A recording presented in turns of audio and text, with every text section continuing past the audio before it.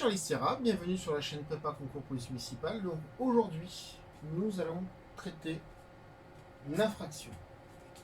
Alors c'est plus un sujet pour le concours de chef de service, mais c'est quand même très intéressant à savoir, quoi qu'il en soit, pour votre culture générale, même pour le concours de gardien. Alors, qu'est-ce que c'est l'infraction? L'infraction, sa définition. Alors la définition que là je vais vous donner, ça vient d'un pénaliste italien de l'époque, je n'ai pas la date, mais ça date, c'est pas jeune. Donc l'infraction, c'est une violation de la loi de l'État, résultant d'un acte externe de l'individu, c'est-à-dire que l'individu il commet un acte. Un acte, on peut le faire par la parole, on peut le faire par le geste. Positif ou négatif, socialement imputable. Donc socialement imputable, ça nous ramène vers la loi de l'État. Ne justifiant pas par l'accomplissement d'un devoir ou l'exercice d'un droit qui est frappé d'une peine prévue par la loi. Donc, quand je commets une infraction, dans le devoir de mes fonctions, si je suis la loi, je ne commets pas d'infraction. Ou, si j'ai un droit qui me permet de faire quelque chose, je ne commets pas d'infraction. C'est ce que ça veut dire. Donc, et ensuite, il faut que ce soit prévu d'une peine prévue par la loi. Alors, dans un sens un peu plus large, le mot infraction, ça vise tous les crimes, les délits ou les contraventions qui sont envisagés par le législateur. D'accord? Et donc, il faut qu'il y ait une réalisation. Donc, ensuite, le terme infraction, ça désigne précisément le fait pour une personne de transgresser une règle dans laquelle il existe une sanction pénale. Donc, au sens pénal, on commet une infraction quand on ne respecte pas la loi ou les règlements. En général, les infractions prévues pour les règlements sont prévues par la loi. Ok? Donc ça, c'est pour la définition. Maintenant, on va voir les différentes infractions. Tout ce qu'on fait là, c'est de la base pénale. Ça fait partie des principes de base au niveau des pénalistes, en fait. Qu'est-ce qu'une infraction? C'est le b.a.-ba. Donc les infractions pénales, il y en a de trois groupes. Alors, nous avons les contraventions, les délits et les crimes. Rappelez-vous, je vous renvoie sur la vidéo que j'ai fait sur les tribunaux, par rapport aux différents tribunaux qui jugent quoi. Donc les infractions sont donc classées en trois catégories, comme je viens de vous dire, qui déterminent la compétence des juridictions répressives qui leur sont applicables. Donc c'est-à-dire que nous avons le tribunal de police qui va juger les contraventions, le tribunal correctionnel qui va juger les délits et la cour d'assises qui va juger les crimes. À savoir que, comme je vous avais expliqué à l'époque, quand je vous avais expliqué sur la vidéo sur les tribunaux, en correctionnel, on peut très bien aussi, s'il y a une action concomitante d'infraction, on peut tout juger d'un coup. Et également au niveau de la cour d'assises, s'il y a des délits en plus, on juge tout d'un coup. Donc ça, c'est pour les différentes infractions, donc trois groupes. Mais c'est pas tout. Il y a un point important au niveau des infractions. Donc, on vit dans un principe de loi où ce qui n'est pas interdit est autorisé. On l'a vu il y a quelques années en arrière avec les trottinettes électriques. Le législateur, les codes de loi ne prévoyaient pas les trottinettes électriques. Donc nous, force de l'ordre, quand on avait ce problème-là, eh ben, on était bien embêtés. Donc il a fallu attendre que le législateur et que le gouvernement bouge pour qu'on ait des lois applicables au niveau des sanctions des trottinettes électriques, des gens qui faisaient tout n'importe quoi. Maintenant, tout est codifié. Il y a une appellation pour les véhicules, ces véhicules légers à moteur, je crois, ça s'appelle. Donc là, on peut verbaliser, on peut travailler dessus. Et je vous rappelle aussi que les codes que nous avons viennent de Napoléon. Napoléon n'a pas fait que du mauvais, il a permis aussi à ce qu'on ait tous nos codes de l'eau. Donc, les éléments constitutifs de l'infraction. Pour qu'on reconnaisse que l'infraction soit faite, il faut qu'il y ait 3 éléments qui soient constitués. S'il n'y en a que 2, l'infraction n'est pas commise. Donc, les éléments d'une infraction, il faut qu'il y ait un point de vue légal. Il faut qu'on enfreigne une loi. Matériel, il faut qu'une action soit commise. Je vous rappelle qu'il n'y a que dans les films de science-fiction où il y a le crime par la pensée. Les films d'anticipation, tu as pensé ça, donc tu es coupable. J'ai le droit de penser ce que je veux, du moment, même si j'ai des pensées qui ne sont pas légales, ce sont mes pensées. De toute façon, mes pensées n'amèneront jamais un acte matériel. J'ai pas le don de télékinésie ou de télépathie. Et ensuite, morale.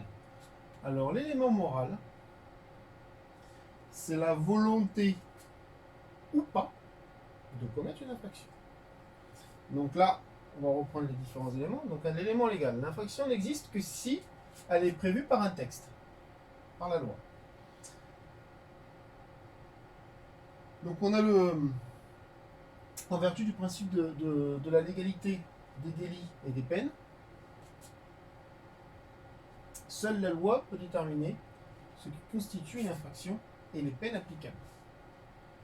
C'est dans le code pénal. J'invente rien. Donc, si demain,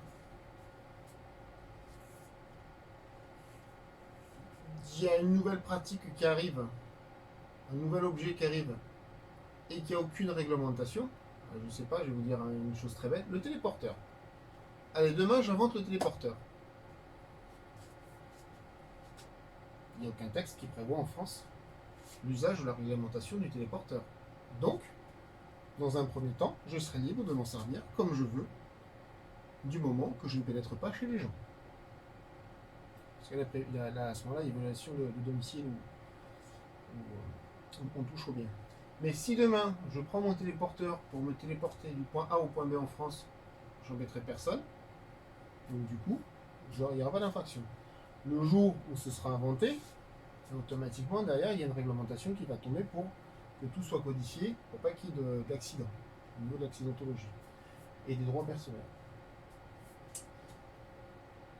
L'exemple du téléporteur, retenez-le, là j'ai fait une première. Donc maintenant, l'élément matériel.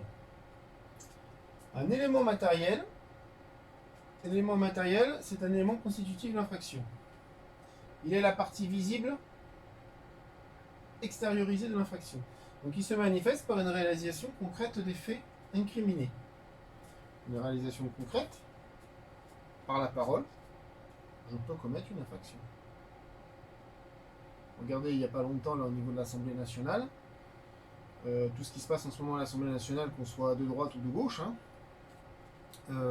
entre les mots qui ont été échangés par les députés, il peut y avoir des infractions de commises par la parole, sans forcément bouger. Donc après aussi, il y a des actes. Je jette une pierre, des choses comme ça. La pierre atterrit sur quelqu'un, je commets une infraction. Je casse une vitre, je commets une infraction. Ensuite, nous avons l'élément moral.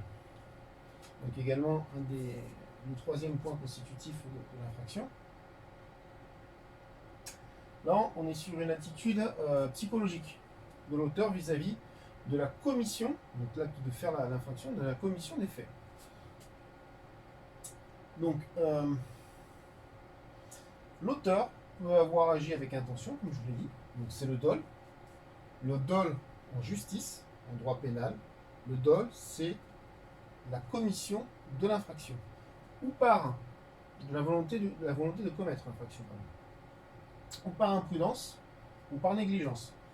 Donc la faute, elle est soit dite intentionnelle ou non intentionnelle. C'est-à-dire que demain, je prends ma voiture, je conduis, Je touche un piéton, je blesse quelqu'un, donc je commets une infraction. Si je suis responsable sur un passage piéton, par exemple, je suis responsable. Est-ce que ma volonté, le matin en me levant, c'est de toucher un piéton? Non. Négligence. Je ne l'ai pas vu. C'est de la négligence. D'accord? Donc, négligence et non intentionnelle. Je fais sciemment le fait d'écraser quelqu'un, c'est intentionnel. La loi, les jurés, au niveau du jury, au niveau de la jurisprudence, il y a une grosse différence au niveau. Il y a une sanction quand même, hein, mais la gravité, la taille de la sanction ne sera pas la même. Et maintenant, on peut se poser la question aussi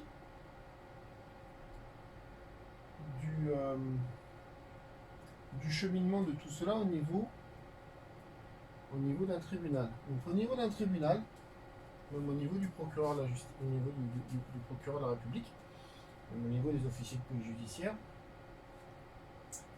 on va se poser ces questions-là avant d'aller plus loin. Donc quand il y a flagrant délit, etc. Mais au niveau d'un tribunal, un avocat, c'est ce qu'on va regarder. C'est l'infraction, est-ce que l'infraction est constituée ou pas? C'est vraiment ce qu'on va se poser. Donc automatiquement, dans tout le cheminement que je viens de vous faire, c'est ce que fait chaque maillon en fait de la chaîne judiciaire. On va se poser la question. Et des fois, c'est tellement flagrant que voilà. Mais il y a d'autres sur d'autres éléments, on va se poser la question, est-ce que la personne a vraiment, est-ce que les trois éléments de l'infraction y sont ou pas? C'est comme la légitime défense. Il y a plusieurs éléments. Est-ce que les trois éléments de la légitime défense y sont? Enfin, les éléments de la légitime défense y sont ou pas? Là, c'est exactement pareil. Voilà, donc c'était Charlie Sierra sur chaîne Prépa Concours Police Municipale. Abonnez-vous si ce n'est pas fait. Rejoignez-nous sur le forum Facebook avec le lien qui est juste en dessous si ce n'est pas encore fait. Et si vous voulez avoir un suivi un peu plus personnalisé au niveau de vos révisions, vous cliquez sur à côté d'abonnement, à côté de mon nom ici, chaîne Prépa Police Municipale, il y a marqué rejoindre, vous cliquez dessus. Et là, vous pourrez vous abonner sur un mois à 9,99 € et avoir tout un suivi perso. Sur ce, je vous souhaite de bonnes révisions et je vous dis à bientôt.